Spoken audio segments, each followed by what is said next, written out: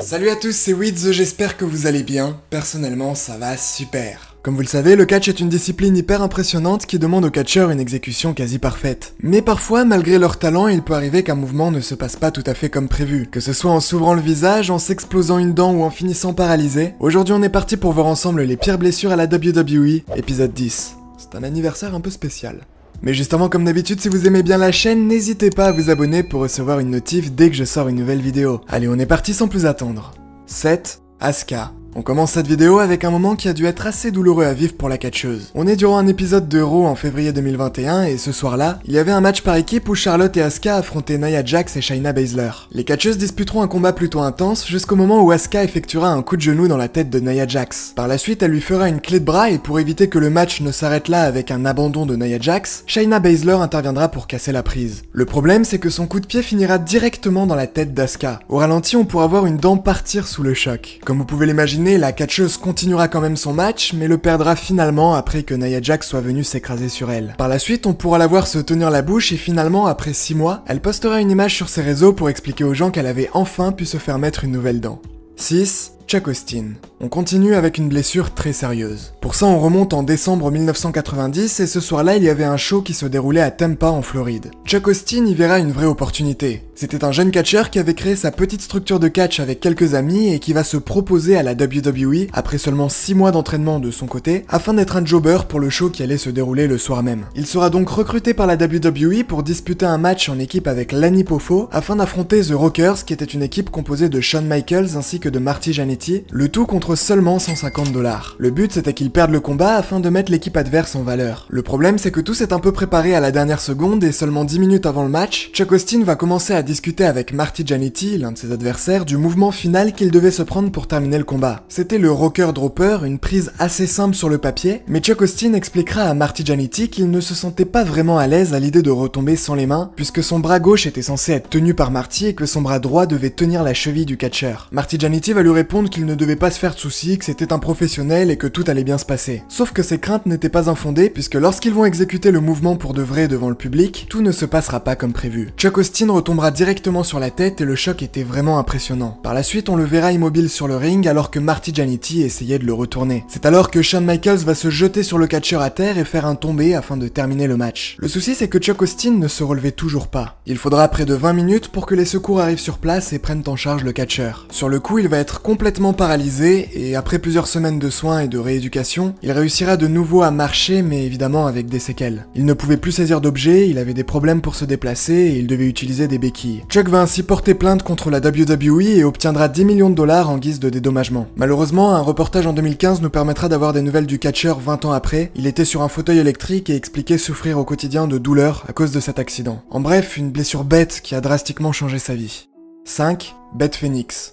On est durant le Royal Rumble féminin de 2020 et en 19e position, Beth Phoenix fera son entrée dans l'arène. C'est l'une des catcheuses qui restera le plus longtemps dans le match et sa performance ce soir-là sera d'autant plus mémorable qu'elle va subir une blessure. En fait, Beth Phoenix se retrouvera dans le coin du ring et Bianca Belair lui mettra un coup au niveau de la poitrine. La tête de la catcheuse partira en arrière et rentrera directement en contact avec le poteau. Cela va lui causer une coupure assez impressionnante au niveau du crâne et on pourra alors voir ses cheveux habituellement blonds devenir rouges à cause du sang, ce qui peut évidemment nous rappeler des catcheurs tels que Ric Flair. Comme j'ai pu vous le préciser, elle continuera sa performance et fera partie des dernières sur le ring, avant de se faire éliminer pour que le match soit au final remporté par Charlotte.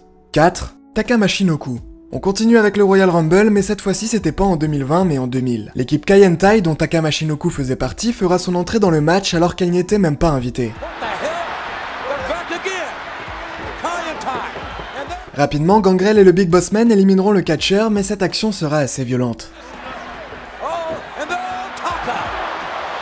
On aura le droit à un ralenti où on pourra voir la tête du catcheur retomber violemment et même se fracasser sur le sol.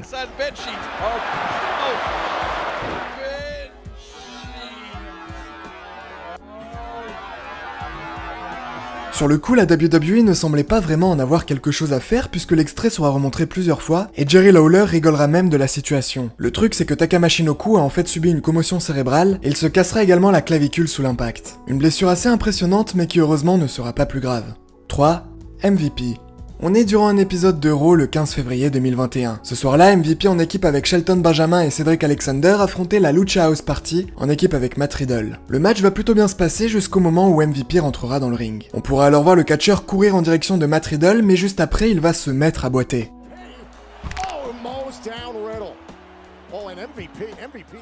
En fait, cette simple foulée va lui provoquer une déchirure du ménisque au niveau du genou droit. Il continuera malgré tout le match en boitant, mais va finalement le perdre quelques minutes après.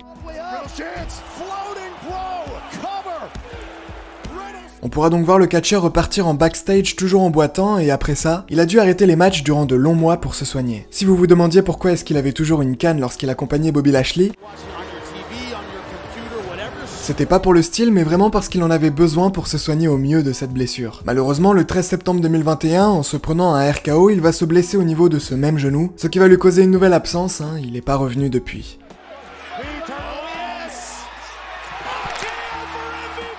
2. Christian.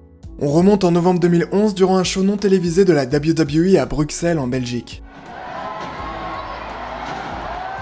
Ce soir-là, Christian affrontait Sheamus. Les deux catcheurs disputeront un match plutôt normal jusqu'au moment où Christian va essayer de glisser sous les jambes de Sheamus. Au ralenti, on pourra constater que sa cheville va très mal se positionner et se tordra alors dans le mauvais sens.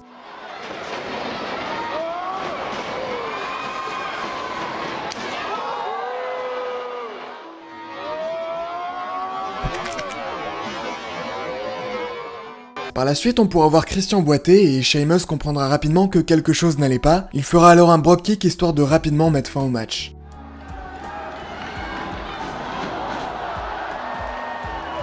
Christian souffrira d'une sévère entorse à la cheville mais pourra revenir après quelques semaines d'absence sur les rings. Et en première position, Nia Jax. On termine cette vidéo avec une blessure survenue durant un épisode de Raw en août 2021. Ce soir-là, il y avait donc un match qui voyait Nia Jax, accompagnée par Shayna Baszler, affronter Rhea Ripley. Les deux catcheuses vont commencer leur combat et 5 minutes plus tard, Rhea Ripley va effectuer un coup d'avant-bras qui va complètement heurter l'arcade de Nia Jax. La catcheuse se mettra alors à saigner assez violemment du visage, mais continuera malgré tout son match. En fait, comme j'ai pu le dire, ce coup va lui ouvrir l'arcade, qui est une zone très irriguée en sang, et forcément après ça, ça va donner ce genre d'image. Bon, après le match, Nia Jax se fera mettre des points de suture et tout rentrera dans l'ordre. Are you doing it? Yeah. I don't even feel it. Voilà, on arrive à la fin de cette petite vidéo. Si elle vous a plu, comme d'habitude, n'hésitez pas à vous abonner à la chaîne, ça me ferait super plaisir. On se revoit très vite pour de nouvelles vidéos et d'ici là, portez-vous bien. C'était Wids, bye tout le monde. Yo, I ain't here for the money, I